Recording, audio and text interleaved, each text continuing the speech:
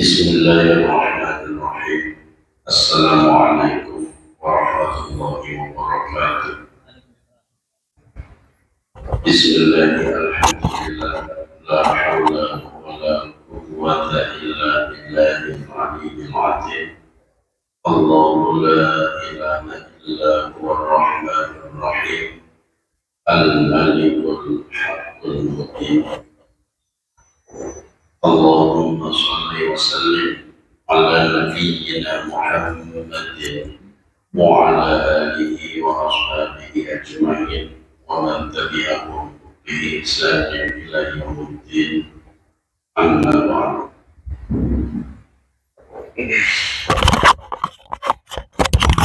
Bismillahirrahmanirrahim. Kami panjatkan rasa syukur kepada Allah yang memberikan kesempatan untuk menyampaikan ayat-ayat Allah kepada hamba ciptaan Allah.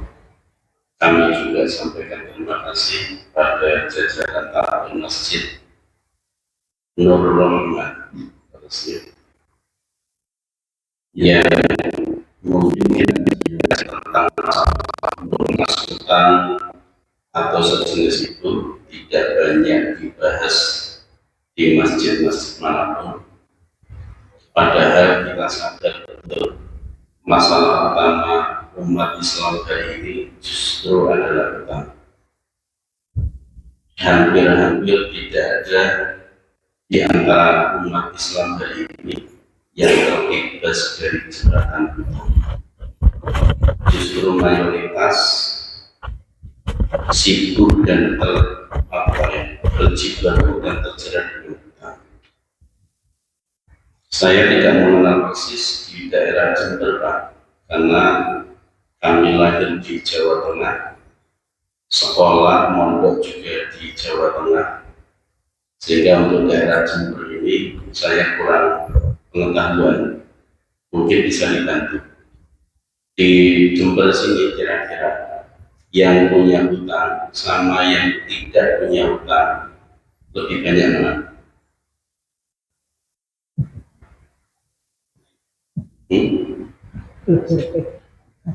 Ini kan saya bukan orang Jember, wajar kan kalau saya bertanya-tanya.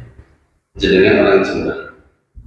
Di sini nih kira-kira yang punya hutang dan yang tidak punya hutang lebih banyak yang mana?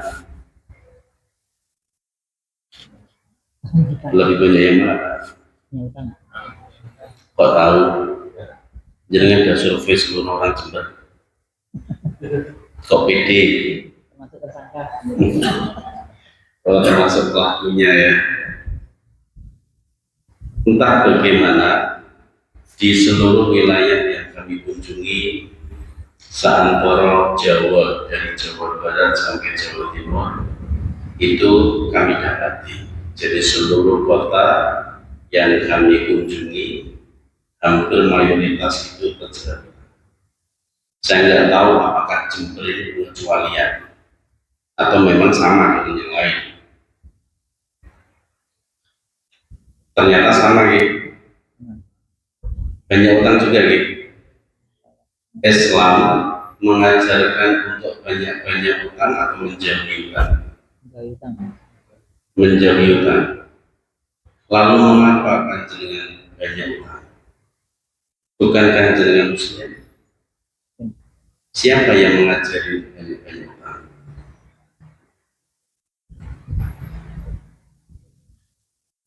Oke, kita nggak bicara agama, bicara akal saja.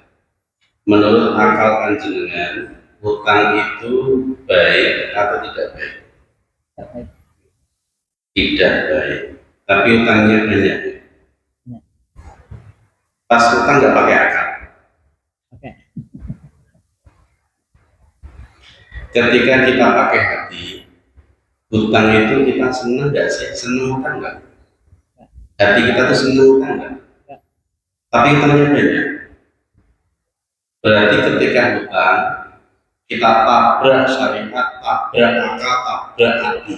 Terus pakai apa gitu hutang sebenarnya? Ini.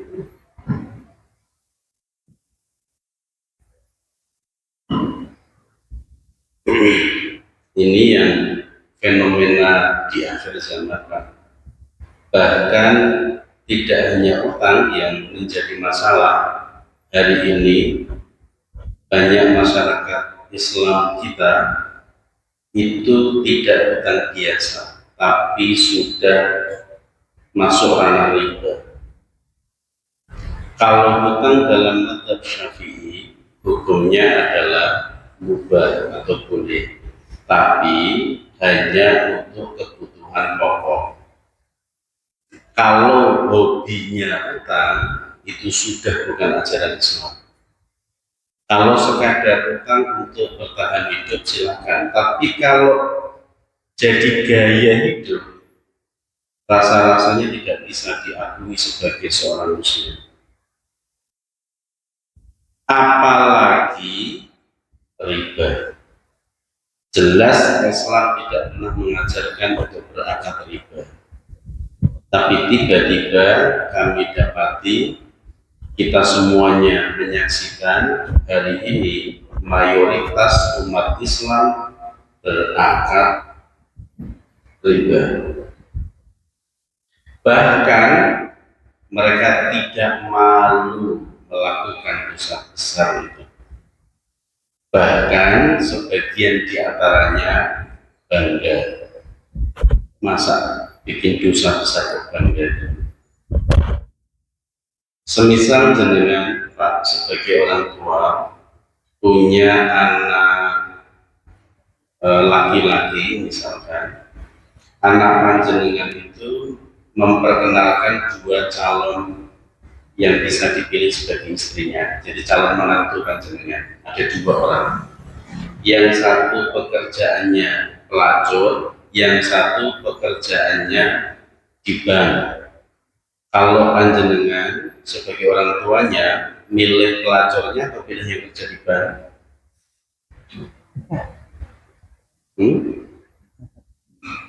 Aneh kan?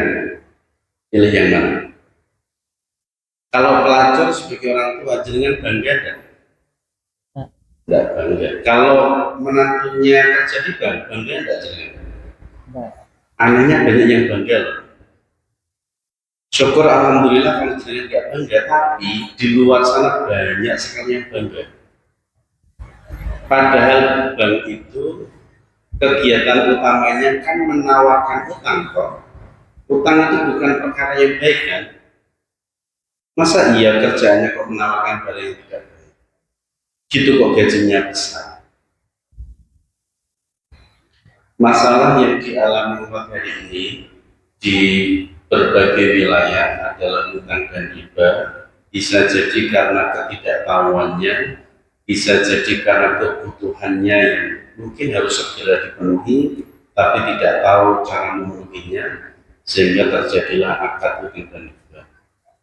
Nah, insya Allah meskipun sudah terlanjur utangnya ratusan juta misalkan, bahkan miliaran, kami akan mencoba membantu memberikan jalan supaya utang tersebut bisa lunas dan semoga ke depan bisa hidup sehat tanpa utang. Hidup tanpa cicilan itu enak nggak? Hidup tanpa utang, tanpa cicilan itu enak betul? Kalau jenengan penuh dengan cicilan, nyaman atau tidak? Tapi dilakukan kan ya?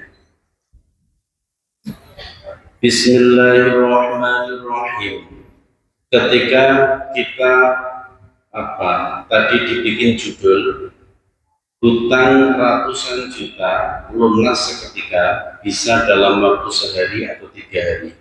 Rasa-rasanya menurut akal itu tidak mungkin. Bagaimana akal kita bisa menerima hutang lunas dalam waktu sehari atau 3 hari padahal nilainya ratusan juta rupiah? Itu rasanya tidak mungkin. Akal tidak bisa menerima itu. Tetapi sebuah fakta dan kenyataan, ada loh orang yang hadir di antara panjenengan 100 juta rupiah lunas dalam waktu 1 hari.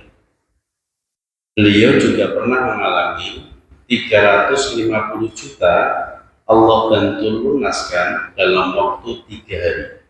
Orangnya ada dan duduk di antara panjenengan. Kami nggak perlu tunjukkan orangnya, ya, biar tutup aja. Tapi ada di antara panjenengan. Artinya secara logika itu tidak mungkin, tapi secara fakta ternyata ada.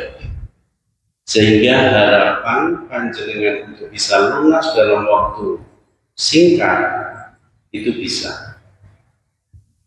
Penjelasannya, memang secara akal itu tidak mungkin, tetapi secara iman itu mungkin.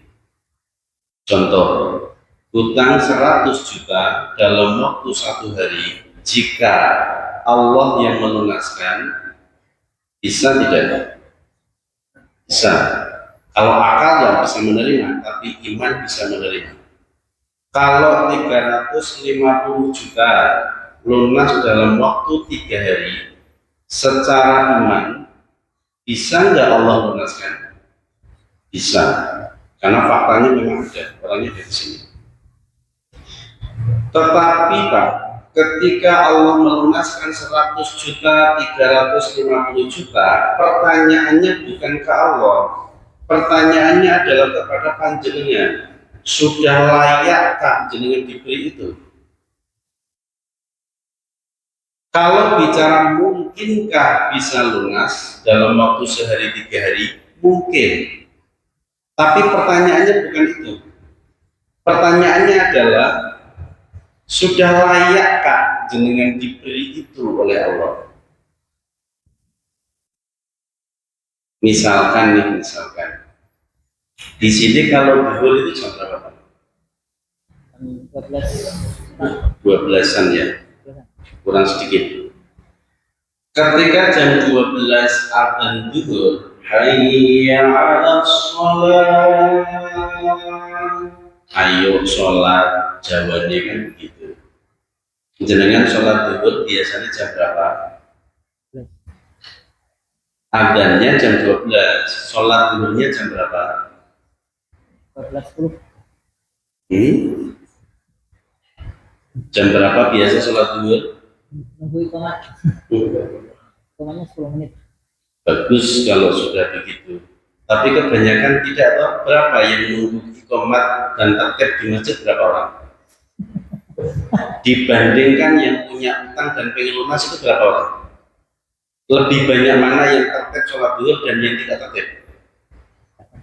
Kebanyakan di luar sana yang pengen utangnya lunas, tapi sholat duhurnya jam 2, lebih banyak mana yang tertib sampai jam 2? Maka perhatikanlah, kalau panjenengan dipanggil oleh Allah jam 12 dan baru hadir jam 2, berarti jenengan menunda ketika dipanggil. Maka layakkah jenengan diberi itu? Ketika sholat 5 waktu panjenengan tidak pernah jamaah, maka apakah jenengan merasa layak dilunaskan Allah dalam waktu 1 hari dan 3 hari? Secara akal itu tidak mungkin Pak lunas, tapi secara iman itu mungkin. Tapi menjadi tidak mungkin ketika melihat panjenengan tidak layak untuk diberi itu. Maka konsepnya adalah itu menjadi mungkin ketika panjenengan memantaskan diri. Untuk bisa memantaskan diri, ada beberapa amalan yang harus panjenengan jaga supaya di hadapan Allah jenengan itu bisa disayang. Banyak manusia pengen disayang oleh Allah, tapi perilakunya tidak menunjukkan dia bisa disayang. Amalan pertama yang Bapak Ibu kami mohon untuk dijaga betul supaya hutangnya semuanya lunas, supaya mati tidak ada hutang, supaya hidupnya tidak ada cicilan. Maka sholat 5 waktulah dengan berjamaah dari subuh sampai subuh lagi, dan pertahankan setidaknya selama 40 hari. Jenengan coba itu, maka lihat perubahan yang terjadi pada ekonomi panjenengan nanti. Yang membuat ekonomi jenengan lancar itu Allah atau bukan? Yang membuat usaha jenengan lancar Allah atau bukan? Allah kan? Allah akan membuat lancar ketika panjenengan taat. Apa yang jadi perintah dikerjakan, yang jadi larangan dijauhi. Maka amalan pertama yang kami minta tolong untuk dijaga supaya hutang panjenengan semuanya lunas dalam waktu yang singkat adalah sholat 5 waktu dengan berjamaah. Misalkan sholat berjamaah itu dalam hadis ada keterangan 27 derajat lebih baik daripada sholat munfarid atau sendiri. Itu sudah pernah dengar, sudah tahu atau belum? Jenengan sudah tahu atau belum, Pak? Sholat jamaah 27 derajat lebih baik daripada sholat sendiri. Sudah tahu atau belum? Sudah tahu ya? Kalau disuruh milih 27 dan 1, jenengan pilih yang mana? 27, karena akal jenengan masih sehat. Kalau jenengan milih 1, berarti akalnya sehat atau tidak? Ya. Berarti kan orang gila deh, pengedan tadi. Jadi selama ini jenengan sholatnya itu banyak sehat akalnya atau banyak edannya? Banyak jamaahnya atau sendiri?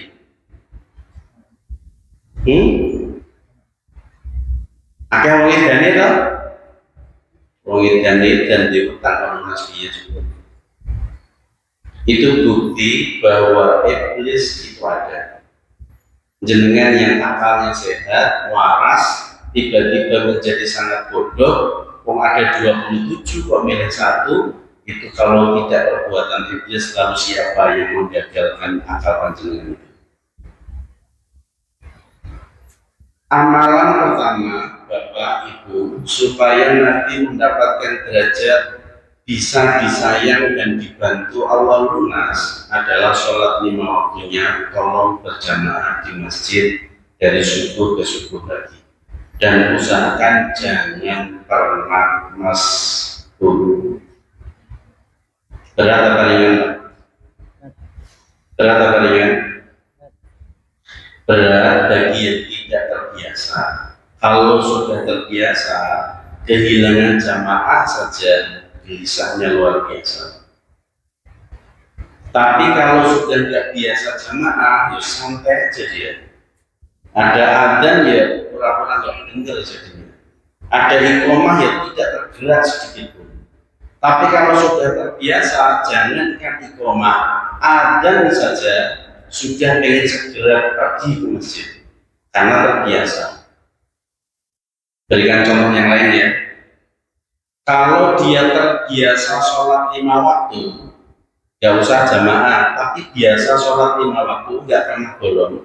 Ketika bolong 1 saja, sholat asar dia ketiduran sampai maghrib baru bangun. Itu rasanya kecolongan dia gak karuan, karena biasa sholat. Tapi kalau nggak biasa sholat, jangankan kehilangan asar. Setahun sholat 2 kali, Idul Fitri sama Idul Adha, itu nggak merasa apa-apa dia. Jadi itu semua karena kebiasaan belaka. Maka sholat 5 waktu berjamaah itu mudah dan ringan jika jenengan terbiasa.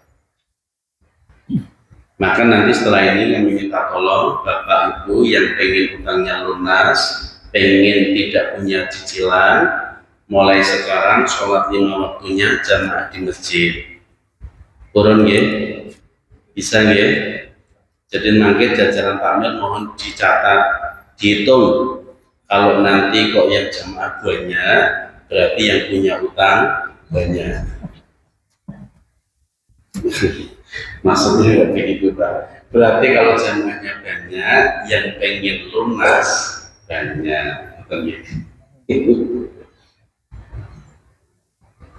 Itu yang pertama. Yang kedua, amalan pokok yang kedua adalah sedekahlah di awal waktu. Setiap dapat rezeki maka sedekahkanlah sebagian.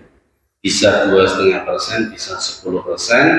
Masukkan ke masjid boleh, ke musola boleh, ke anak yatim boleh, ke orang miskin boleh, ke siapapun silakan. Tapi rutinkan setiap dapat rezeki, hak orang lain yang ada di dalamnya keluarkan segera. Jangan menunda. Dua amalan itu, sholat dan sedekah, kalau panjenengan teliti, itu ada di Al-Quran dan selalu berdampingan, Pak. Maaf, bukan selalu, tapi sering berdampingan.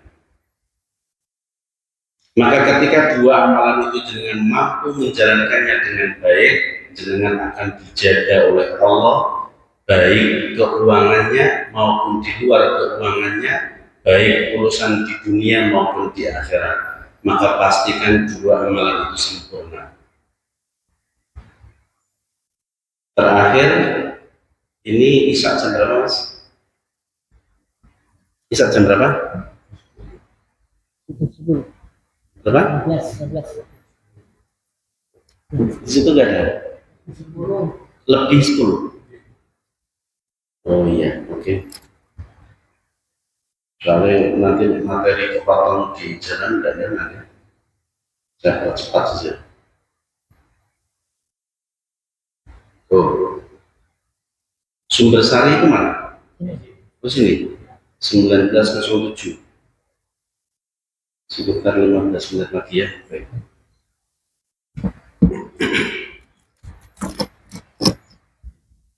Sebelum panjenengan menjalankan sholat 5 waktu berjamaah dan sedekah di awal waktu, penting sekali untuk jenengan mengevaluasi kenapa Allah yang Maha Pemurah membuat panjenengan punya banyak utang. Itu harus dievaluasi dulu dan harus diperbaiki. Kalau tidak, maka sholat dan sedekahnya tadi seperti dan seolah-olah tidak berdampak. Jadi harus dicari penyebab mengapa Allah yang Maha Pemurah membuat panjenengan terjerat utang sampai sebanyak itu. Kalau orang punya utang sampai ratusan juta, bahkan miliaran, atau hutang yang tidak pernah selesai, hutang kecil menjadi besar, hutang satu titik menjadi banyak titik, berarti itu kan musibah. Dulu pernah berkeyakinan, saya pernah mendengar Pak orang berkata, kalau tidak utang, tidak bisa kerja. Jenengan pernah dengar itu tidak? Pernah dengar atau pernah ucap? Dengar aja ya, Yaman ya. Dulu pernah berkata dan berkeyakinan kalau tidak utang tidak bisa kerja. Tapi lihat hasilnya, malah sibuk kerja untuk membayar utang. Gak kebalik. Dulu punya keyakinan, berkata juga dan melakukannya mungkin, kalau tidak menggadaikan sertifikat tidak bisa kerja. Tapi lihat hasilnya, sibuk kerja untuk menyelamatkan sertifikat. Gak kebalik tadi. Ketika jenengan utang dan berakad riba, itu demi supaya banyak uang atau banyak utang. Tujuannya supaya banyak uang, tapi hasilnya yang banyak uangnya apa utangnya? Ya kebalik lah hidupnya.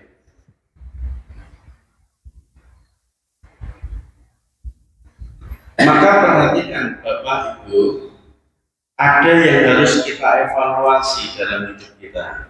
Harus ada yang diperbaiki, karena ternyata ada yang salah dengan cara kita hidup. Contoh begini, jenengan diciptakan oleh Allah, tujuannya itu untuk cari uang atau untuk ibadah? Jenengan diciptakan untuk cari uang atau untuk ibadah? Wa ma khalaqtul jinna wal insa illa liya'budun. dan tidak kuciptakan jin dan manusia kecuali untuk ibadah kepadaku, bukan untuk cari uang kan? Jenengan dari pagi sampai siang hari lelah, kadang-kadang lelahnya itu karena ibadah atau cari uang? Ya Allah. Sampai malam hari kadang-kadang pusing mikirin ibadah atau mikirin uang? Ya Allah. Tiap hari hidup jenengan habis untuk ibadah atau cari uang? Coba Pak dievaluasi. Kalau kami menanam pohon untuk tujuannya menanam adalah menikmati buahnya, dan ketika dia berbuah tentu pohon itu kami sayang dan kami rawat, wajar kan? Tapi ketika dia tidak berbuah, tidak sesuai tujuan saya menanam tujuannya menikmati buahnya, terus dia nggak berbuah, malah daunnya mengotori banyak halaman, akarnya merusak banyak pondasi, malah cabangnya itu kemana-mana, malah nggak nyaman dipandang. Kira-kira pohon seperti itu enaknya ditebang atau dibiarkan aja? Ya jenengan itu loh, enaknya ditebang aja kalau gitu. Karena hidup tidak sesuai tujuan dicipta. Allah membuat kita dewasa segede ini, sampai nanti mati tujuannya untuk ibadah, tapi jenengan sibuk untuk cari, kan beda antara tujuan dibesarkan dengan kelakuan panjenengan. Maka wajar ketika jenengan punya penyakit dibiarkan. Pohon yang tidak berbuah ketika ada penyakitnya nggak diapa-apakan, Pak, biarin aja, nggak ada manfaatnya. Jenengan pun sama, ketika jenengan punya utang, punya masalah, dan jenengan tidak sesuai tujuan dicipta, maka wajar kalau jenengan dibiarkan oleh Allah, tidak diberi pertolongan. Maka jenengan harus mulai evaluasi diri hidup kita untuk menyembah dan taat kepada Allah. Maka evaluasilah diri panjenengan, ada perintah mana yang tidak dikerjakan, ada larangan apa yang panjenengan kerjakan, sehingga Allah yang Maha Pemurah memberikan panjenengan musibah berupa jeratan hutang. Kalau bicara sholat 5 waktu, banyak orang yang mengetahui ketika tidak sholat 5 waktu dia berdosa. Itu banyak yang tahu, sadar ya. Tidak perlu kita bicara tentang itu.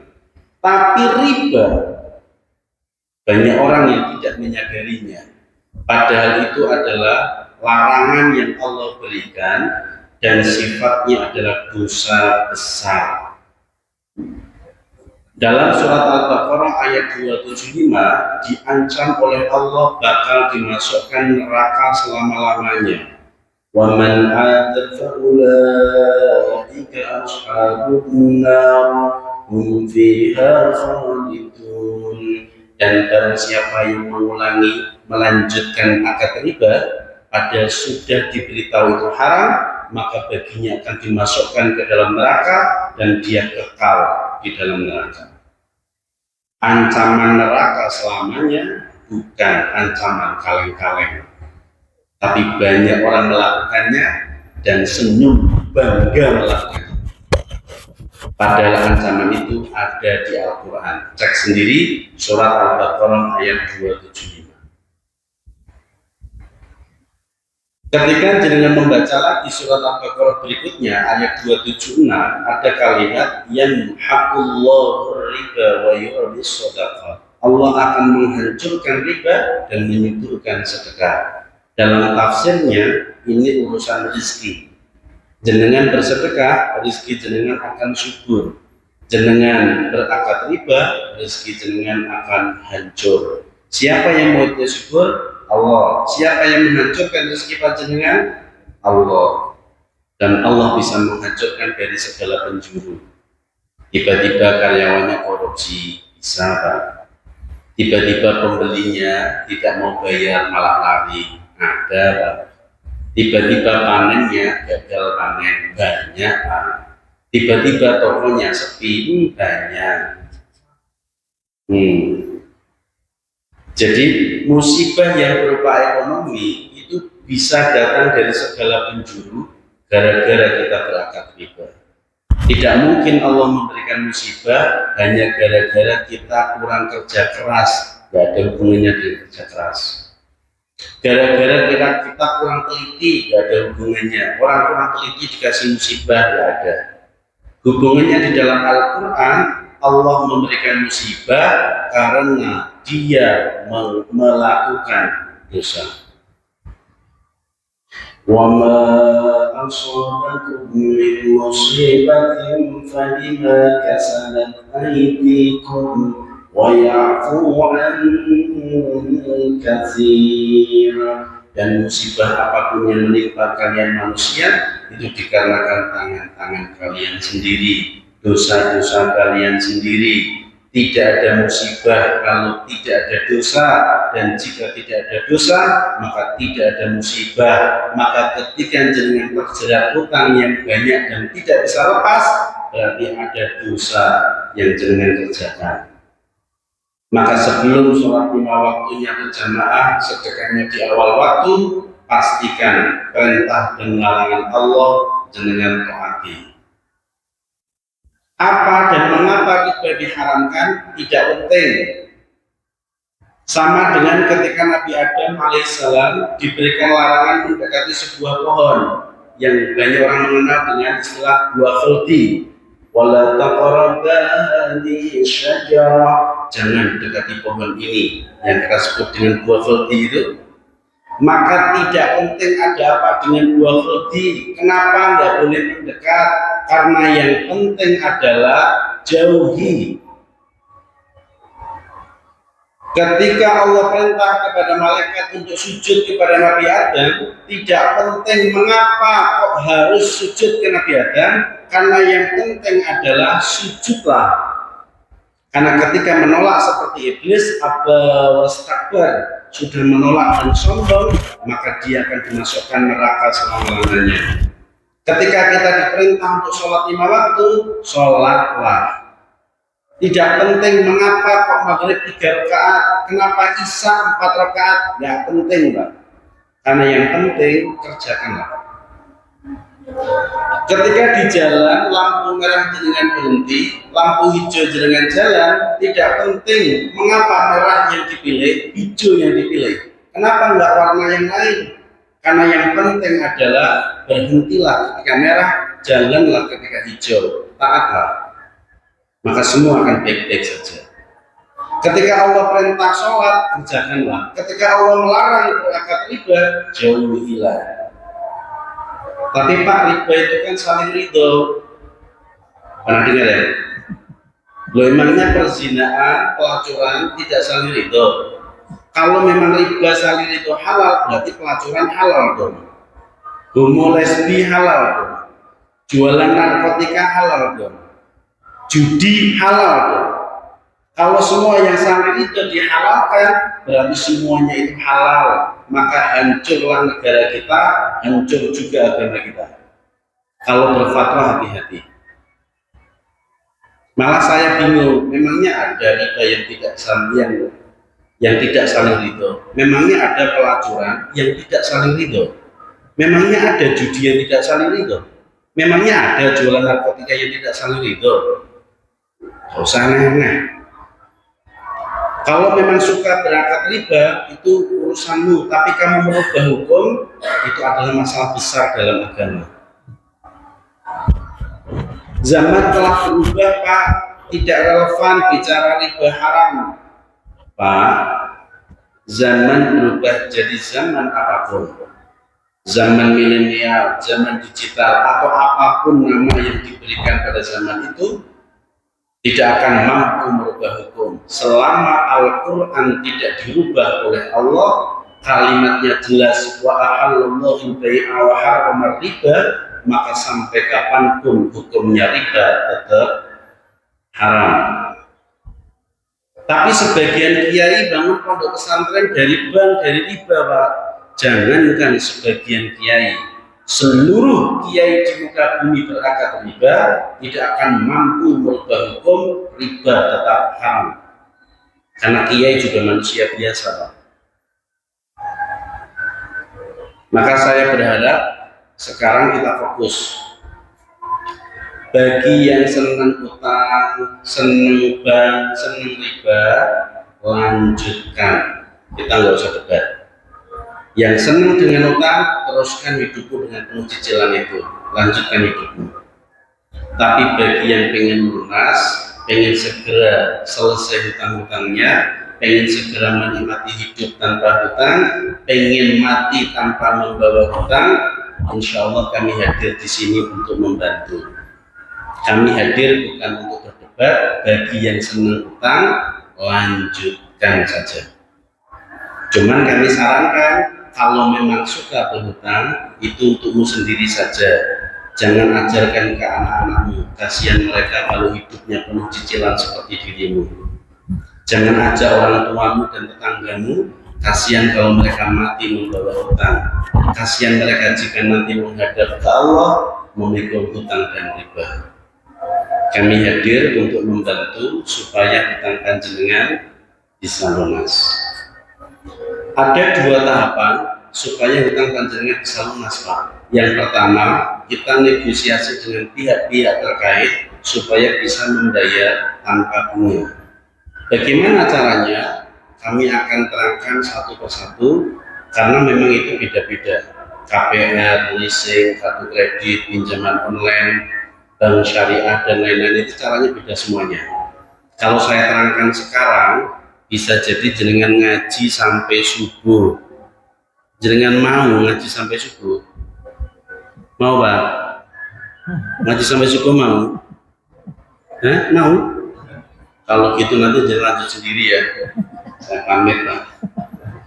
Capek, Pak. Kami akan terangkan itu satu persatu ke panjenengan terkait dengan masalah panjenengan saja. Yang tidak terkait kami tidak akan terangkan, dan itu silakan di sesi konsultasi setelah ini. Yang kedua, setelah dengan perbankan kita atur, yang kedua adalah jenengan sama Allah akan kami bantu supaya mendapatkan kasih sayang Allah, mendapatkan pertolongan Allah, sehingga hutang panjenengan bisa lunas. Dalam bentuk beberapa amalan ibadah yang kami kemas dalam istilah riyadhah. Selama 40 hari kami akan bantu panjenengan menuju pertolongan Allah. Semoga Allah berkenan menolong dan melunaskan hutang panjenengan. Kalau jamaah kami yang lain sudah menikmati hidupnya tanpa hutang, punya rumah, punya mobil, punya usaha tanpa hutang, mengapa panjenengan tidak bisa? Dan gratis, tidak perlu bayar, tidak ada klinik apapun. Sehat-sehat saja dan normal-normal saja. Paling kami cuma minta sholatnya berjamaah, sedekahnya di awal waktu, sedekah kemana saja terserah. Tidak harus ke kami juga tidak perlu sedekah panjenengan. Sesederhana itu. Maka dengan ini mudah-mudahan Bapak dan Ibu seluruhnya diberikan petunjuk yang lurus dari Allah, diberikan ampunan atas segala kesalahannya, diberikan bimbingan, diberikan arahan, dan diberikan keberkahan dalam segala rezekinya, diberikan manfaat segala ilmunya.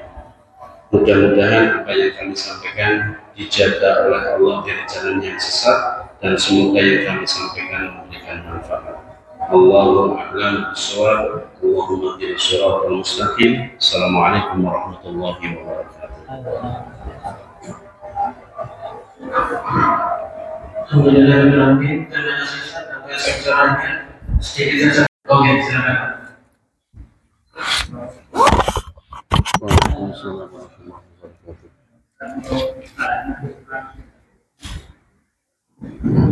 Tak tekan.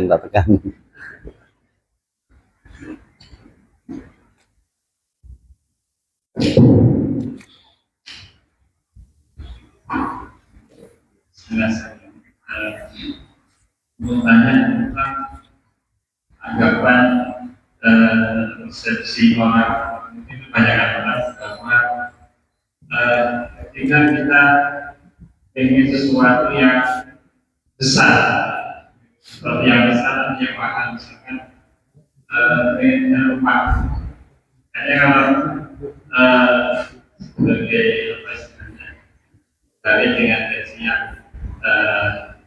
yang pas-pasan itu kalau tidak izin dan hutang kayaknya seakan-akan atau tanggapan tidak akan kesampaian, tidak akan apa namanya punya dan tanggapan ini karena tidak berhutang hutangnya PR yang lain pada BPN mungkin tanggapannya tentang hal ini. Terima kasih. Tampung dulu. Sambung. Bapak Ibu yang lain atau ada yang bertanya di kolom chat? Belum ya? Ya silakan Bapak Ibu. Saya Oh ya silakan. saya mau tanya berkaitan dengan ini. Ya, hampir dia pertama tanya Pak saya tadi. Ini berkaitan dengan ini. Alhamdulillah, alhamdulillahnya itu karena alhamdulillah saya masih bisa diberi kesempatan tidak berhutang. Tapi banyak yang minta hutang sama saya. Jadi bukan berhutang, tapi banyak orang yang berhutang sama saya. Terus setelah itu angin nyaur ya. Angin nyaur. Pertanyaannya gimana sikap saya dan apa keutamaan orang yang memberikan hutang? Dan alhamdulillah yang nggak diribakan. Jadi persepsi orang muslim saat ini seperti ini. Ngasih pinjam sama orang muslim tanpa riba saja sulit dikembalikan dan membuat pertemanan persahabatan atau ukhuwah Islamiyah itu ya ketika dihutangi malah anginnya mulai dari putus, lebih nyingkir kabur maka diblokir ya. Jadi mending jual ya santang itu bodoh hari ini utama nih bayar aku rasa gimana ya seperti itu daripada utangi misal sahabatan belok orang tiba-tiba terus bahwa itu gimana Ini pertanyaan sekaligus curhat ya. Curhat colongan. Ya curhat. Tapi kayak mendalami banget gitu. Maka mungkin itu ya ada ini ada yang bertanya itu. Silakan. Ini aku kasih banyak ini.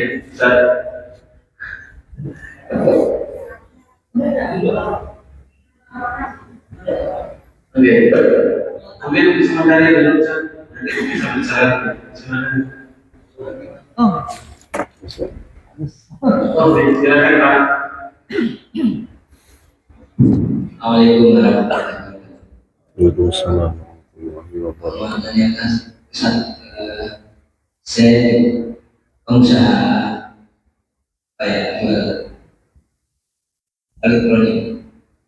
Jadi kita menawarkan itu kompetitor dalamnya yang berusaha usaha pajak.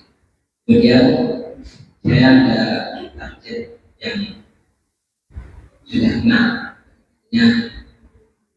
pelanggan, kemudian beliau siap untuk berminat mau kita tawari, tapi dananya tidak ada. Terus kemudian beliau sendiri yang menanyakan ada surat bagaimana sebagai jaminan artinya kita beri depo. Kemudian saya sarankan untuk kita pinjaman dengan jaminan tadi kita beri petunjuk seperti itu, gimana hukumnya itu?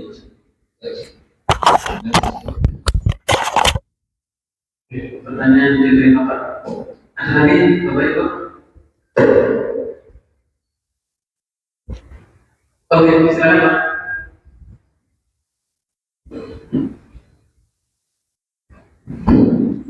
Assalamualaikum warahmatullahi wabarakatuh. Waalaikumsalam warahmatullahi waktunya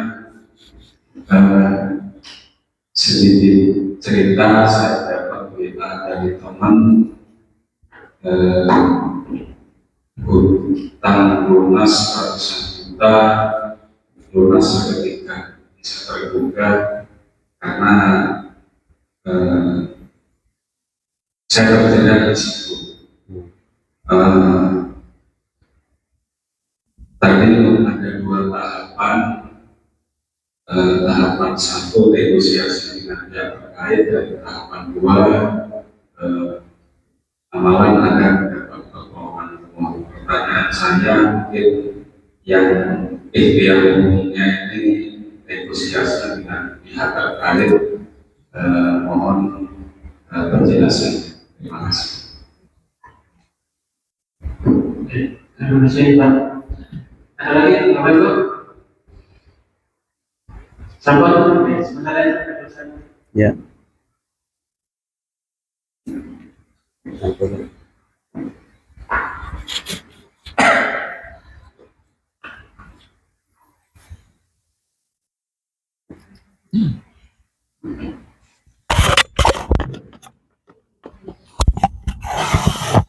Bismillahirrahmanirrahim.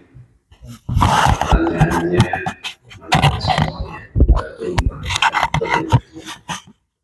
pelajaran utang itu memperhatikan detail. Biasanya yang memperhatikan detail itu yang punya utang biasanya.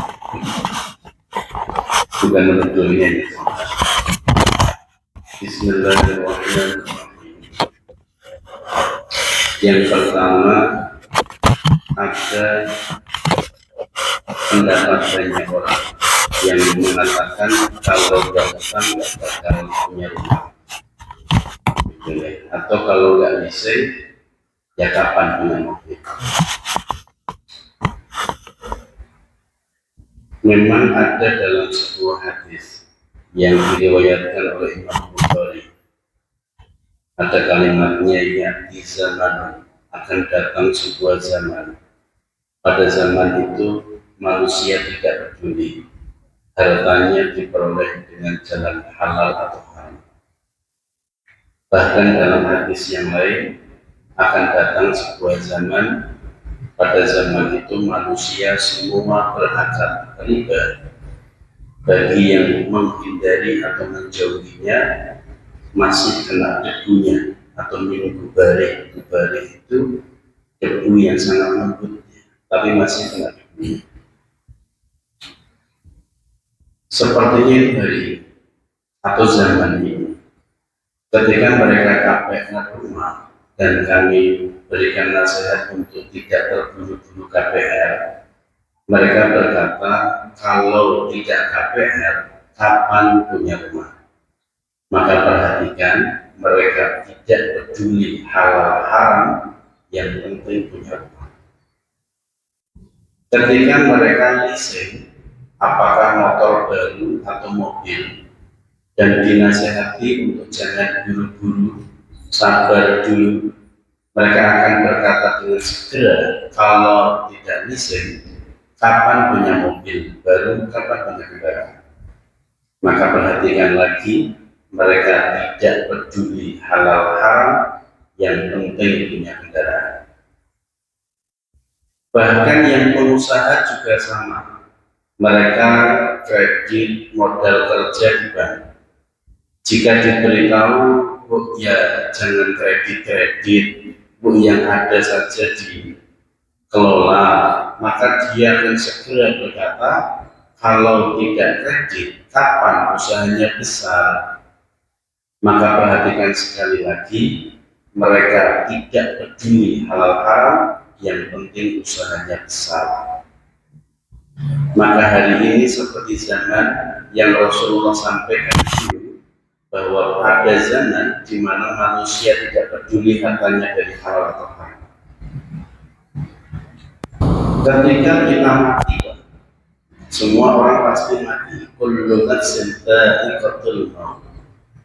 Ketika mati sudah mendahului kita, maka rumah itu punya rumah tidak punya rumah, tidak akan jadi pembeda surga dan neraka. Kalau punya rumah berarti harus masuk surga, kalau nggak punya rumah berarti masuk neraka. Nggak ada begitu. Kalau punya rumah berarti pahalanya banyak, kalau nggak punya rumah berarti dosanya yang banyak. Apa itu? Nggak ada. Nggak ada hubungannya rumah, mobil, usaha besar nanti di yaumul hisab itu tidak dihisab. Justru hisabnya malah dari mana engkau peroleh harta itu, untuk apa harta itu. Tapi hari ini banyak orang yang tidak peduli dengan halal haram, maka mereka berani berkata kalau nggak KPR nggak punya rumah. Sebetulnya Pak, di luar KPR banyak cara untuk dapat rumah.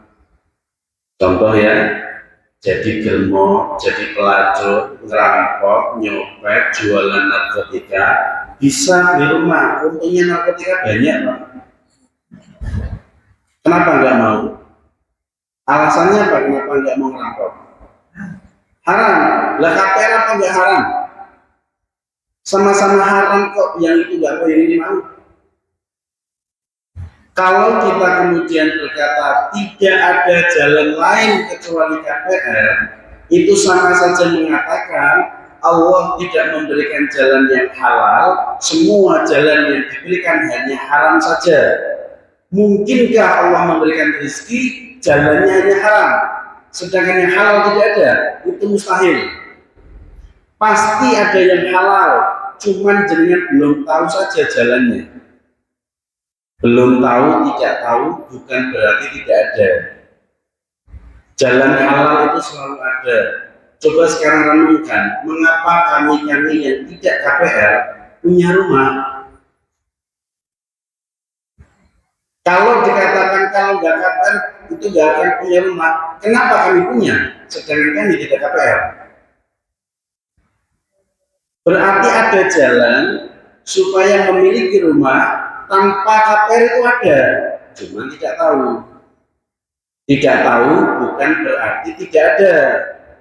Karena kalau kita dulu mengatakan tidak ada jalan lain kecuali KPR, itu sama saja menuduh Allah memberikan rezeki hanya melalui jalan yang haram saja. Itu tuduhan yang keji. Mustahil Allah memberikan jalan yang haram saja. Pasti ada yang halal, cuman belum tahu saja jalannya. Hari ini kami akan coba sedikit berikan tips, memberitahu jalan yang halal untuk memenuhi kebutuhan panjenengan. Misalkan begini Pak, kita bicara jangan rumah dulu ya, kita bicara kebutuhan kecil-kecil. Misalkan bayar SPP anak, bayar beli beras atau listrik yang kira-kira sebulan ya anggaplah 3 juta 4 juta. Sebulan 3 juta 4 juta bisa nggak di Jember ini untuk hidup sebulan? Bisa. Saya kira-kira ya. Kita bicara kebutuhan sehari-hari dulu. Saya belum bicara rumah. Caranya begini Pak. Ketika panjenengan punya kebutuhan, anggap saja 3 juta rupiah, maka pagi hari jenengan sholat duha silakan sebagai buka hari. Karena tubuh kita itu punya kewajiban untuk berzikir kepada Allah, maka jadikan sholat duha itu berzikir ke Allah. Setelah itu wakafkan waktu 30 menit. Selama 30 menit baca Al-Fatihah pelan dan santai saja, jangan buru-buru sampai 30 menit. Selesai 30 menit nanti minta ke Allah 3 juta rupiah. Itu jalan yang lurus. Ketika sampai waktu zuhur, Allah belum memberi 3 juta itu. Nanti setelah sholat zuhur, setelah zikir, setelah sholat zuhur, wakafkan lagi 30 menit untuk membaca Al-Fatihah lagi. Tidak penting berapa jumlahnya, yang penting kualitas bacaannya. Lalu kemudian bacalah lagi 30 menit, mintalah ke Allah lagi 3 juta rupiah. Sampai asar Allah belum memberikan tanda-tanda diberikan 3 juta itu. Setelah sholat asar ulangi lagi 30 menit lagi. Kemudian setelah itu ajukan lagi 3 juta rupiah. Hari itu Allah belum beri, besok ulangi lagi. Besok belum diberi, besoknya lagi ulangi lagi. Belum diberi lagi, ulangi lagi. Karena tidak ada yang lain selain Allah. Yang ngasih rezeki semua Allah, sumbernya dari Dia. Ada yang dilewatkan melalui jalan yang haram, ada yang halal. Maka mintalah ke Dia, nanti akan Allah beri lewat jalan yang halal. Dia yang atur jalannya. Haram, jadi pelacur misalkan, jika Allah tidak kehendaki, jalan yang haram pun tidak akan dapat rezeki. Pelacur tapi nggak laku, dapat uang dari mana? Ngerampok, belum sampai ngerampok, ketahuan, digebukin masa mati. Rezeki dari mana? Nyopet, belum sampai menikmati hasil copetannya, dikejar masa, digebukin, dibakar, mati. Nikmatnya dari mana? Kalau Allah tidak izinkan, haram pun nggak akan bisa. Sehingga sumber rezekinya Allah. Pelacuran, rampok, jualan, halal haram itu jalannya rezeki, bukan sumbernya rezeki. Maka baca Al-Fatihah itu kepada sumbernya rezeki. Nanti biar Dia yang atur, diberikan ke panjenengan melalui jalan apa terserah Dia. Itu cara termudah supaya panjenengan mendapatkan rezeki yang halal dengan cara yang lurus atau shiratal mustaqim. Ketika nanti panjenengan berdoa kepada Allah dan Allah mengabulkan 3 juta rupiah melalui pekerjaan, nah baru kerja. Bisa jadi Allah memberikan 3 juta melalui pekerjaan tiba-tiba datang. Pekerjaan tiba-tiba telepon jenengan minta dikerjakan, maka silakan kerja. Tiba-tiba tokonya laris, tiba-tiba usahanya lancar, tiba-tiba pekerjaannya meningkat, order banyak, langsung kerjakan semuanya dengan maksimal. Bisa jadi itu cara Allah mengabulkan doa panjenengan.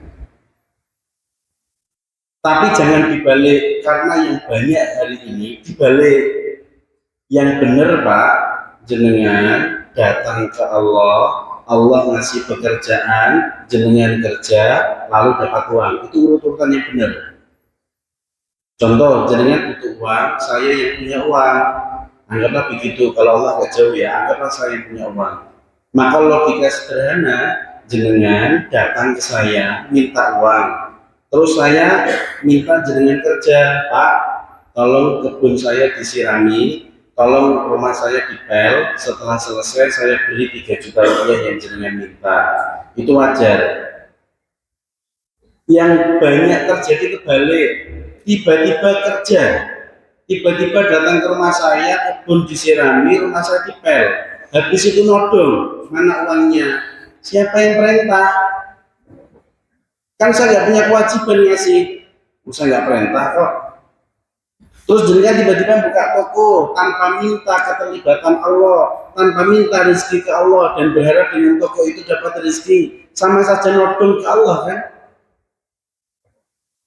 Buka toko terus mana ya Allah uangnya, kan saya udah buka toko, udah kerja nih. Yang perintah buka toko siapa? Dan artinya kebalik banyak orang hari ini. Dan jenengan harus menyadari Allah ngasih rezeki tidak selalu melalui pekerjaan. Ada loh kalanya Allah ngasih itu cuma-cuma. Berapa Pak butuhnya? 3 juta rupiah ya Allah. Oke, ini saya kasih. Kerja apa ya Allah? Gak usah kerja, terima aja. Alhamdulillah. Kadang begitu Pak. Jenengan sedang berfatihah minta ke Allah 3 juta rupiah. Tiba-tiba adik panjenengan telepon, Kak, aku mau sedekah ke masjid 3 juta rupiah. Tapi aku dengar kok kakak katanya sedang butuh uang. Kalau iya, sedekahnya saya alihkan ke panjenengan aja ya Kak, mau enggak? Harusnya, oh iya deh, matur nuwun, alhamdulillah, terima kasih ya Allah, gitu. Jangan ya Allah gengsi no, harusnya lewat pekerjaan jangan diberi, tangan di bawah kan nggak keren. Jangan gitu yang penting kan halal. Kadang Allah memberi tidak langsung 3 juta Pak, kadang dicicil, kasih 1 juta dulu, syukur enggak? Jangan sampai terjadi jenengan kufur, begitu minta 3 juta Al-Fatihah yang sudah dilantunkan 3-4 hari, kemudian Allah berinya 1 juta. Loh ya Allah, kok mengiki bojoku mintanya 3 juta Oh ya jangan gitu. Berapapun Allah beri, syukuri dulu, terima dan kelola dulu. Nanti la in syakartum la azidannakum wa la in kafartum inna adabi lasyadid. Ketika jenengan syukur atas nikmat yang Allah beri, akan ditambahkan nikmatnya. Tenanglah, santai. Ini jika kebutuhannya 3 juta rupiah misalkan. Ini misalkan kebutuhannya rumah. Saya ingin punya rumah Pak, tapi tidak ingin KPR karena saya setuju itu riba misalkan. Saya peduli dengan halal haram. Bagaimana supaya punya rumah tanpa riba? Tentu jawabannya ke Allah lagi. Minta rumah itunya ke Allah. Cuman yang kita minta lebih besar daripada 3 juta. Karena lebih besar dari 3 juta, programkan jam 12 malam bangun sampai subuh jangan tidur. Kemudian dari jam 12 malam sampai subuh jenengan ibadah apa saja yang jenengan mampu. Bisa baca Al-Fatihah, baca saja dari jam 12 malam sampai subuh. Bisa sholat, sholatlah. Bisa zikir, zikirlah. Bisa sholawat, bacalah sholawat. Bisa semua, kerjakan semua sampai subuh. Malam apa yang terbaik? Sebetulnya ada beberapa malam yang terbaik Pak. Saya ingatnya ada 5 malam yang terbaik yang disebutkan dalam hadis. Tapi yang paling dekat di depan mata itu hanya ada 2. Yang pertama adalah hari Jumat. Jadi hari Kamis, malam Jumat itu bisa jenengan pilih. Yang kedua, malam nisfu Sya'ban, tanggal 15 Sya'ban atau mendekati Ramadan, setengah bulan sebelum Ramadan. 2 malam itu bisa jenengan pilih. Karena yang lainnya agak lama. Yang satunya adalah Idul Fitri, 2 malam Idul Adha, dan yang berikutnya seingat saya adalah tanggal 10 Muharram. Jadi mungkin yang lainnya agak panjang ya. Yang di depan jenengan itu ada Jumat sama nisfu Sya'ban. Ambil malam itu, programkan jam 12 bangun, sehingga saran kami kalau ada program selesai sholat isya segera tidur supaya hak tubuh kita terpenuhi karena dia butuh istirahat. Jam 12 segera bangun sampai subuh jangan tidur. Kemudian cobalah ajukan rumah yang jenengan mungkin merasa sangat membutuhkan itu. Pertanyaan pertama, jam 12 malam sampai subuh ibadah tekun tanpa ngantuk, berat apa ringan? Berat apa ringan? Berat ya. Rumah itu kisaran berapa juta Pak? Berapa? 150? 150 ya? Oke. Sekarang begini, kalau itu berat, nanti malam saya minta tolong jenengan bangun jam 12 malam sampai subuh jangan tidur. Saya yang akan memberi jenengan 150 juta atau rumah baru cuma-cuma saya beri untuk dibeli. Jam 12 malam sampai subuh. Pertanyaan saya masih sama. Berat apa ringan?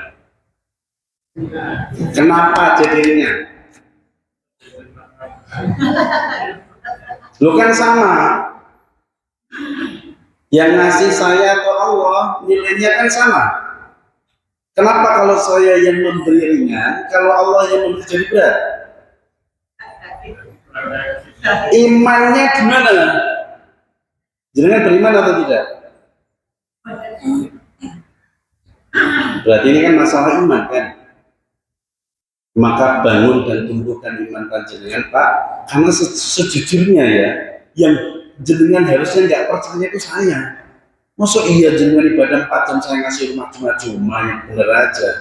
Harusnya nggak percaya sama saya jenengan Pak. Kalau sama Allah malah mungkin. Tapi malah jenengan percaya sama saya, payah itu. Hanya karena jenengan lihat aja. Padahal Allah meskipun tidak terlihat, tapi kan ada. Dia kaya, dia maha pemurah. Jangankan rumah, jenengan lo dikasih mata bisa melihat, jenengan lo dikasih hidung bisa membedakan aroma, jenengan dikasih tubuh akal yang sehat bisa berpikir jernih. Jenengan sudah diberi banyak hal oleh Allah. Kalau cuma rumah, kecil bagi dia. Sama dengan kita pengen lunas utang 150 juta misalkan. Maka saran kami segera programkan jam 12 malam sampai subuh jangan tidur.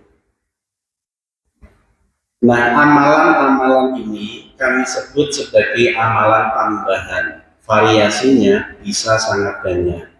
Boleh nggak amalan yang ini? Boleh. Yang itu boleh. Yang ini itu boleh, silakan. Saya dapat ijazah dari YouTube, boleh silakan. Tapi ingat ada namanya amalan pokok. Amalan pokoknya ada 2, yaitu sholat dan sedekah. Maka sholatlah dengan berjamaah dan bersedekah di awal waktu sehingga amalan tambahannya menjadi efektif.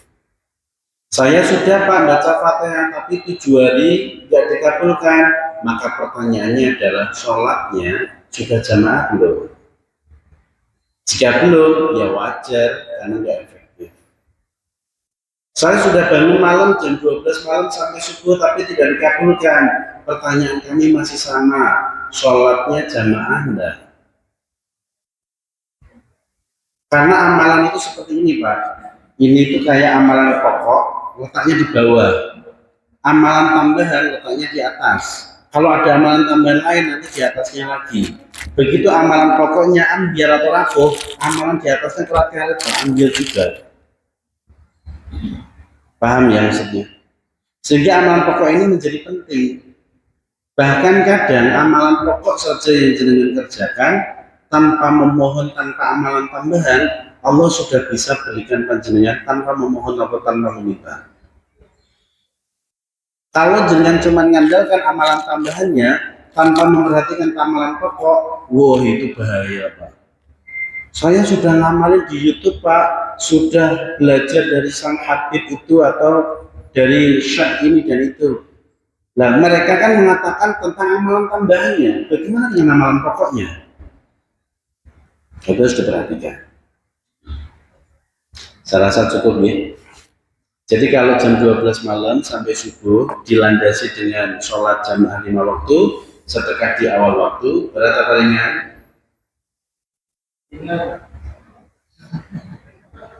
Saja ya saya habut. Pak, jenengan pernah ini enggak tahu pelacur ya? Tahu kan pelacur? Pelacur itu kerja tiap tengah malam. Saya pernah ketemu jam 10 ya pernah, 11 pernah, jam 1 juga pernah. Saya merasa mereka itu kerja setiap malam sampai subuh mungkin belum selesai. Dan saya nggak mungkin bisa berpikir mereka kerja sambil ngantuk, itu nggak mungkin. Maksud iya dia melayani laki-laki, saya ngantuk mas, karena lakukan sendiri aja sakarmu, nggak mungkin. Pasti nggak ngantuk dia. Dan itu bayarannya bisa paling hanya 2 juta, 3 juta, 5 juta sudah baik gitu. Lo pelacur yang haram, nggak ngantuk tiap malam, hanya 5 juta semalam, itu bisa lo tiap malam Pak. Masuk jenengan semalam saja ratusan juta rupiah di dalam kamar yang jenengan sukai, jenengan merasa berat, apa enggak malu sama pelacur? Jadi saya ulangi, jam 12 malam sampai subuh, jangan ngantuk, ibadah yang teguh. Berat apa ringan?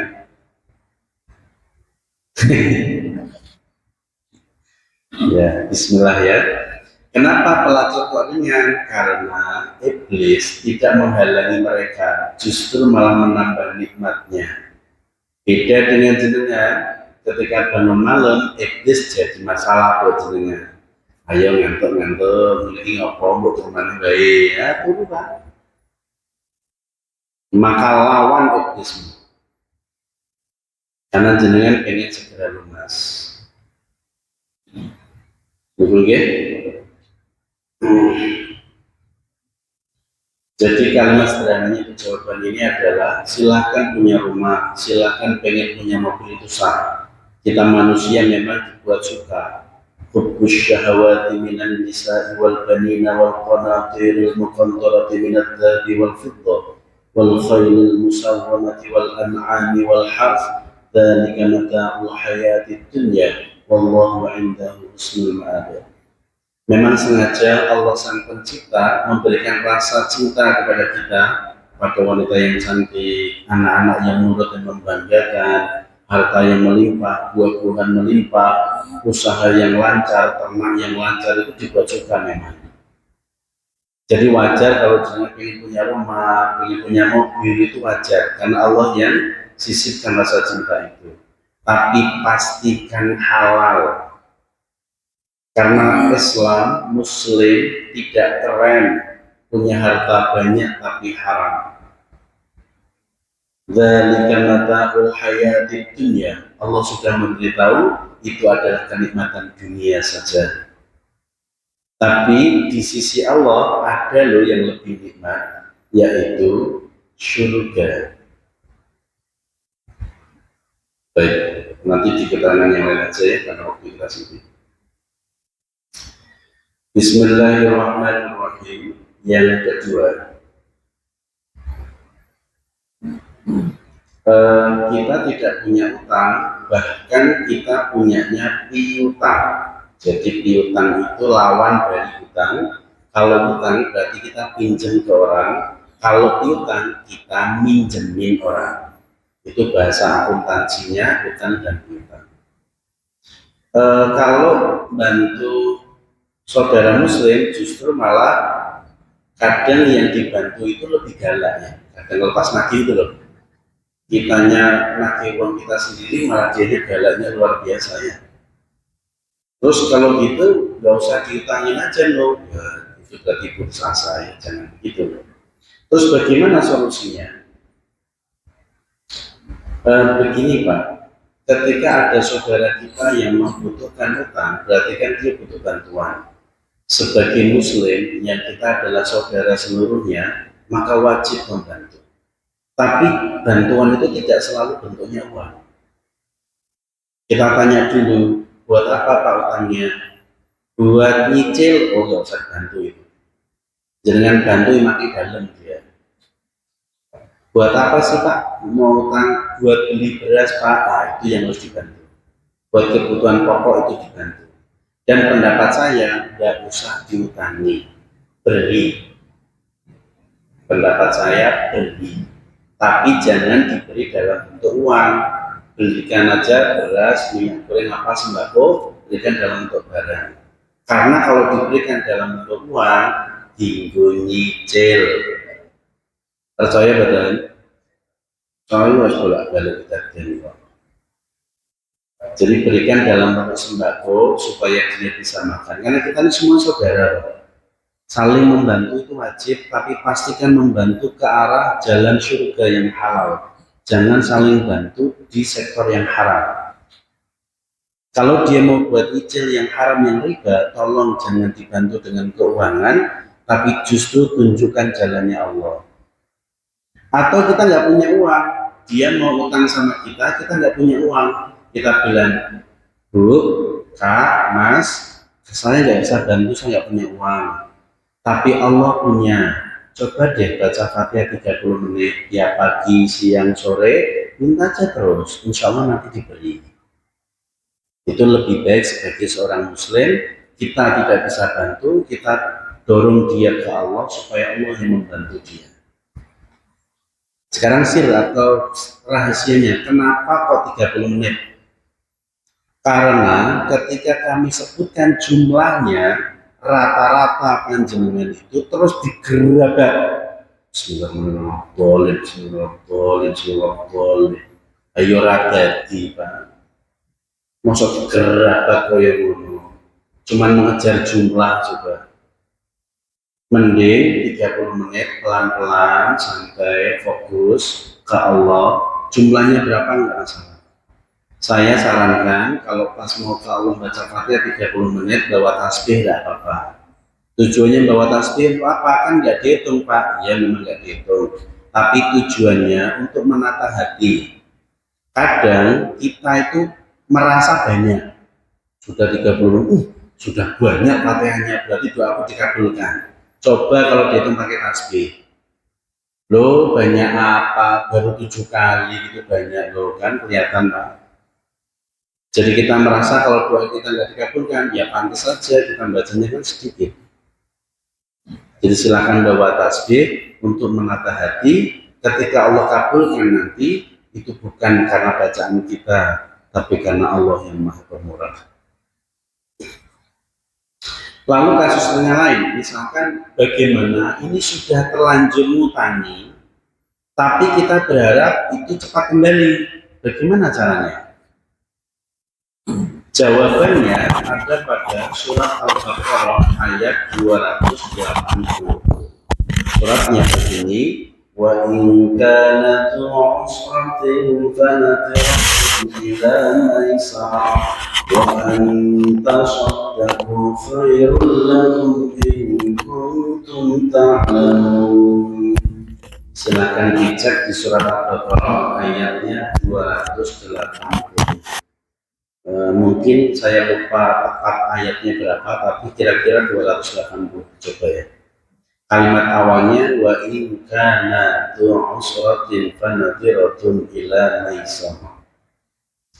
Terjemahnya begini. Dan apabila orang yang berhutang itu dalam keadaan sempit, maka berikan waktu hingga dia lapang atau mampu membayar. Jika kita menghutangi orang dan dia keadaannya sempit, berikanlah waktu sampai dia mampu membayar. Tapi wa antal saddaqu khairul lakum in kuntum ta'lamun. Bahasa lainnya begini. Kalau kamu ingin cepat kembali, ingin segera dikembalikan Allah, sedekahkanlah. Jangan menunggu dia yang bayar, karena terbukti lama nggak kembali. Kalau begitu, maka minta kembalinya ke Allah saja biar cepat kembali. Bahkan lebih baik karena kembalinya ke kita lebih banyak, yaitu bisa 10 kali lipat atau lebih. Caranya, sedekahkan. Jadi nggak lagi berharap ke makhluk, langsung berharapnya ke Allah. Nah, yang ini butuh iman. Nah, nggak punya iman, mesti biaya. Lu enak Pak, kalau lunas utang hilang, duitnya hilang. Oh, sedekah kok hilang. Sedekah itu akan kembali Pak, dan akan kembali jauh lebih banyak. Saya ngomong hilang berarti orang duit iman. Gitu ya. Saran kami ketika mau mengikhlaskan dan supaya Allah segera kembalikan, tolong mengikhlaskannya dengan cara dibuat kwitansi tertulis. Kwitansi buat, tulis namanya, terima dari fulan, nominal rupiahnya berapa tulis, kemudian guna membayar dengan ini hutang si A kepada saya, kami lunaskan dunia akhirat. Kasih tanggal, tanda tangan, nama terang. Berikan kwitansi kepada yang bersangkutan. Tujuannya apa? Karena kalau tidak ditulis, nanti hati kita bisa mudah berubah. Sudah saya ikhlaskan Pak Ustadz, sudah saya ikhlaskan, saya berharap Allah kembalikan.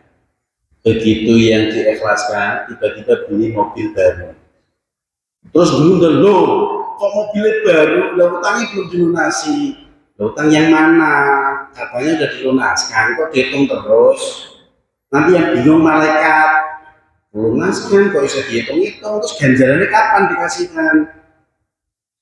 Maka segera buat kwitansinya, biar hati kita tidak lagi berbalik.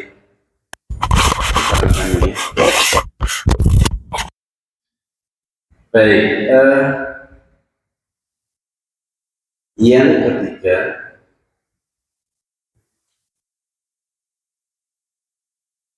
Ketika kita dagang, kemudian ada orang yang tidak mampu beli tunai dan kita menyarankan dia berhutang, entah dengan cara apa hutang itu, apakah itu dengan riba atau tanpa riba, dengan jaminan atau tanpa jaminan, tentu itu bukan saran yang baik. Seorang muslim mengetahui dengan nyata bahwa hutang itu tidak baik, sehingga kalau muslim satu menyarankan muslim lainnya untuk berhutang, itu sangat tidak baik. Itu bukan kasih sayang. Harusnya kita sebagai saudaranya membantu. Kalau tidak bisa bantu, doakan. Jangan malah nyaranin utang sana yang banyak. Nah kalau habis utang terus mati gimana?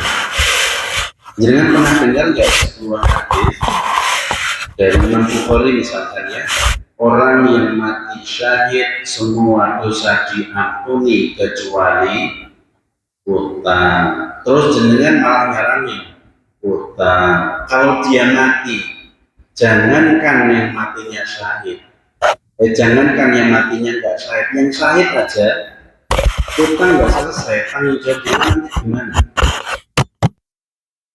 Ada hadis yang panjang, mungkin jenengan pernah membacanya karena sangat populer ya. Pernah ada suatu kejadian sahabat meninggal, Rasulullah diminta mensolati, Rasulullah tidak mau, tidak berkenan. Gara-gara Rasulullah bertanya, apakah yang meninggal punya utang?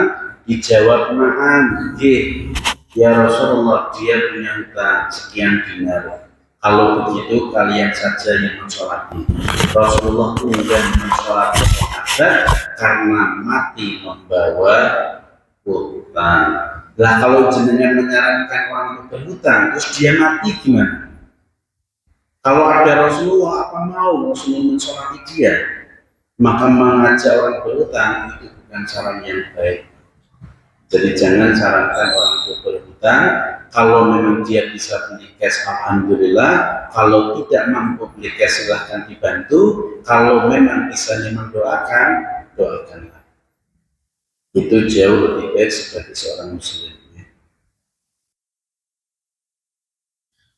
Baik, yang berikutnya adalah terkait dengan teknis. Jadi tadi untuk lunas hutang ada dua langkah. Satu, hablum minan nas, hubungan dengan bank atau lembaga keuangannya. Yang kedua, hablum minallah, hubungan dengan Allah.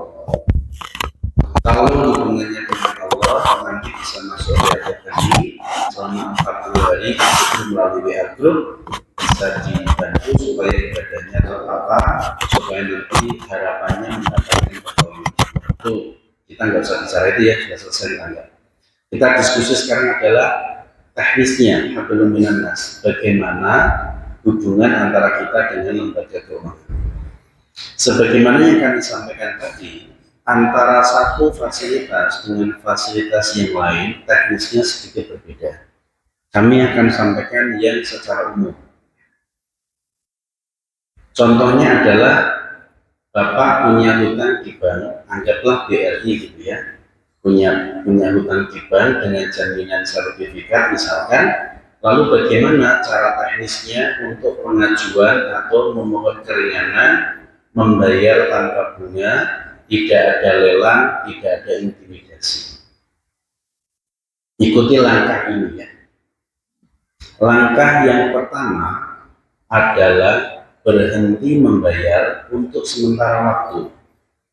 Karena kita sedang akan proses negosiasi, maka tolong membayar itu dihentikan dulu supaya kita bisa negosiasi. Kalau dicicil terus, negosiasi kita tidak akan berjalan. Maka langkah pertama, berhentilah membayar terlebih dahulu supaya kita punya uang untuk bernegosiasi. Berhenti membayar meskipun punya uangnya, apalagi kalau nggak ada uangnya. Dan jangan pernah mencoba-coba gali lubang, tutup lubang, karena itu bukan solusi. Banyak orang punya hutang sampai miliaran, itu adalah dampak dari gali lubang, tutup lubang. Yang dia nikmati hanya ratusan juta Pak, tapi karena nggak mampu mencicil, gali lubang, tutup lubang jadi miliaran. Karena yang terjadi sebenarnya bukan gali lubang, tutup lubang. dia gali sumur untuk nutup lubang. Nanti berikutnya menggali danau untuk menutupi sumur. Nanti berikutnya lagi menggali laut untuk menutupi danau. Berikutnya lagi menggali samudra untuk menutupi laut. Yang terjadi bukan gali lubang untuk lubang, tapi membesar. Tadinya ratusan juta, tahu-tahu jadi miliaran. Tadinya satu titik, jadi banyak titik. Itu efek dari gali lubang tutup lubang. Sehingga langkah pertama, berhenti bayar untuk sementara waktu. Langkah yang kedua adalah buat dan kirim surat permohonan. Nah, dalam tahap ini, biar kami yang bantu membuatkan suratnya. Jadi surat itu berisikan tentang pengajuan keringanan mencicil tanpa bunga. Isinya surat begitu. Pengajuan mencicil tanpa bunga. Sesuai kemampuan dengan masing-masing. Surat itu biar kami yang buatkan draftnya. Masalah nama silahkan dirubah sesuai nama panjenengan, alamat dirubah sesuai alamat panjenengan, dan bank unit mana cabang mana silahkan dirubah sesuai cabang dan unit yang jenengan berhubungan. Suratnya isinya biar kami yang tuliskan, jenengan boleh nambah atau mengurangi, tetapi secara keseluruhan biar kami yang buatkan draftnya. Tujuannya supaya orang bank mengetahui keberadaan kami di belakang panjenengan. Karena begitu mereka tahu ada kami itu nama pinjol ya. Terus diganti apa itu? Ada kamu. Surat itu penting supaya bank mengetahui keberadaan kami. Nah, itu bukan pinjol ya. Mengetahui keberadaan kami di belakang panjenengan, sehingga orang bank akan berhati-hati pada panjenengan. Tidak mudah lelang, tidak mudah intimidasi, karena mereka tahu begitu membaca surat, dia tahu persis ini bukan jenengan yang membuat. Maka kalau nanti ditanya siapa yang buat surat, jangan malah dijawab saya yang buat, mesti nggak percaya Pak, dan nggak produktif. Justru jawabnya apa adanya. Ada yang membuatkan Pak, tim dari yang pendamping, tim pendamping yang membuatkan. Kami sudah membacanya dengan lengkap dan kami menyetujui, kami tanda tangani. Tapi yang membuat memang tim yang mendampingi kami. Malah begitu itu yang benar. Supaya mereka mengetahui keberadaan kami di belakang panjenengan. Supaya mereka berhati-hati. Tidak mudah mengintimidasi atau melampaui batas dalam penagihan. Langkah kedua. Langkah ketiga, setelah dibuat dan dikirim surat permohonan, maaf, kalau dibuat, dikirim, kirimnya ini lewat kantor pos ya, jangan dikirim langsung ke bank, lewat kantor pos saja. Caranya begini Pak, ada satu lembar yang di-print, terus ditandatangani basah, tanda tangan basah. Setelah ditandatangani, fotokopi 2 kali, ada 1 kopi, 1 kopi. Berarti logikanya ada 3, 1 asli, 2 kopi. Yang asli kirim ke bank terkait lewat kantor pos. Yang kopi 1 kirim ke OJK, Otoritas Jasa Keuangan, sebagai pemberitahuan atau tembusan, juga melalui kantor pos. JNE Tiki, JNT boleh. Yang kopi berikutnya simpan di rumah sebagai arsip. Semua resi pengiriman tolong disimpan baik-baik di rumah, karena kemungkinan itu bisa dibutuhkan di kemudian hari, maka dijaga yang baik. Nah ini cara pengirimannya ya, jadi nggak perlu berubah. Langkah ketiga setelah itu dikirim. Langkah ketiga adalah alihkan semua negosiasi ke tulisan, tidak ada lagi negosiasi dengan lisan. Tidak ada lagi kalimat-kalimat, maaf ya Pak, saya belum punya uang, tidak usah gitu. Maaf ya Pak, saya minta waktu bulan depan baru saya bayar, tidak usah. Caranya, apapun pertanyaan dia, jawabannya hanya 1. Tolong Pak, surat yang kami kirim dibalas saja. Itu cara mengalihkan negosiasi berubah ke tulisan. Sehingga dengan begitu nanti kalau mereka membalas apapun isi balasannya, nanti tinggal difoto, kirimkan ke kami, biar kami yang membalas surat itu. Jelas ya? Jadi nggak ada lagi negosiasi dengan lisan. Karena kalau negosiasi lisan melelahkan, Pak. Nah, tulisan 5 menit dibaca selesai, paling selembar 2 lembar. Lah kalau lisan 3 jam duduk nggak pulang bisa terjadi. Ngono iku omongan itu nggak ada lembut-lembutnya. Caci maki ada, menghina ada, ngelek-ngelek ada. Sakit Pak hati kita. Jenengan didatangi orang bank jam 11 siang. Terus dia ada 3 jam nggak pulang-pulang. Akhirnya kehilangan jamaah zuhur. Ada tamu kan kehilangan jenengan. Sudah gitu ngomongnya nggak jelas, nggak ngasih uang kok. Kalau ngasih uang dia pulang. Kalau nggak ngasih uang, lama Pak, ngancam lelang iya, caci maki iya. Jam 2 dia pulang, jenengan bawa sholat zuhur, nggak bisa khusyuk. Allahu Akbar. Ya Allah, ada ya model seperti itu. Dulu waktu tertib kayak dulur tenang, saya diuber kayak maling.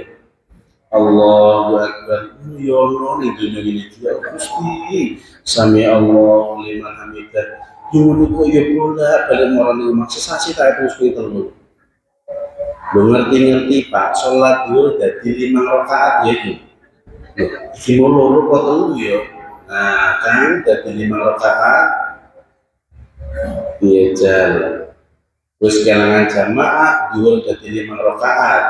Terus pertolongannya Gusti Allah tekani piye coba. Musholate ora dadi. Maka kami sangat tidak menyarankan negosiasi dengan lisan. Rubah semua negosiasi dengan tulisan. Dan yang nulis suratnya biar kami, supaya mereka mengetahui keberadaan kami di belakang panjenengan. Surat yang kami buat nantinya akan menyesuaikan dengan kemampuan keuangan yang jenengan miliki. Insya Allah dengan cara itu orang bank tidak akan semena-mena, tidak akan melampaui batasnya, sehingga lelang bisa diminimalisir, intimidasi bisa diminimalisir. Untuk urusan surat menyurat ini biar kami yang urus. Isinya apa, kapan dikirim, biar kami yang tentukan waktunya. Tapi urusan panjenengan adalah hablum minallah, dapatkan pertolongan Allah, itu yang menjadi tugas pokok panjenengan. Karena ketika Allah sudah menolong, surat yang kami buat akan jadi sangat powerful. Tapi kalau Allah tidak menolong, itu hanya kertas biasa. Ketika Allah yang menolong panjenengan, nanti tiba-tiba uang yang panjenengan harapkan itu ada. Kalau Allah tidak menolong panjenengan, maka berapa tahun sekalipun uang itu tidak akan pernah ada.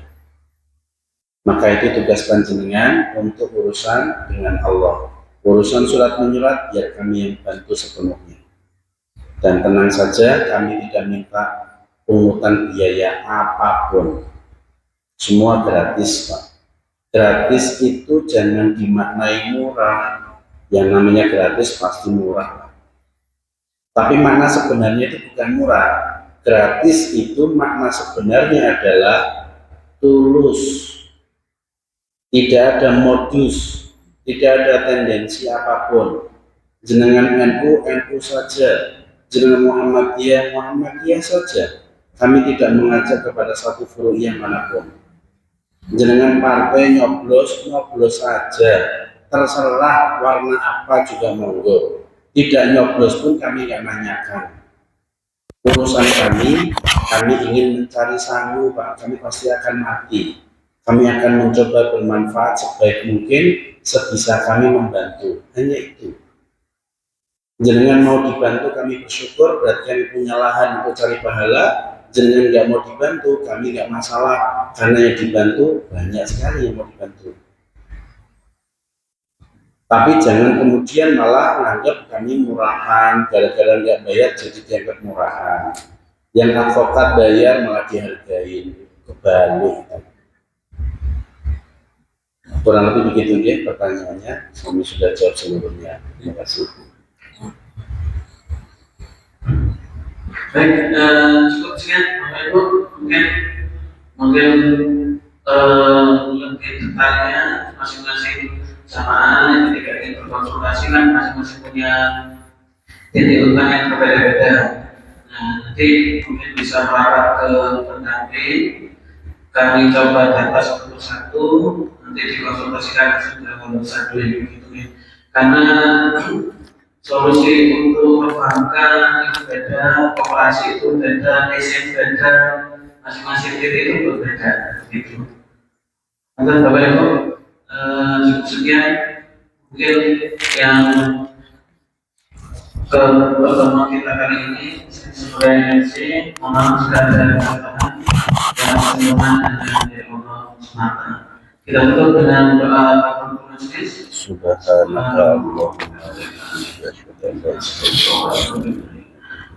Sekian dari saya. Assalamualaikum warahmatullahi wabarakatuh.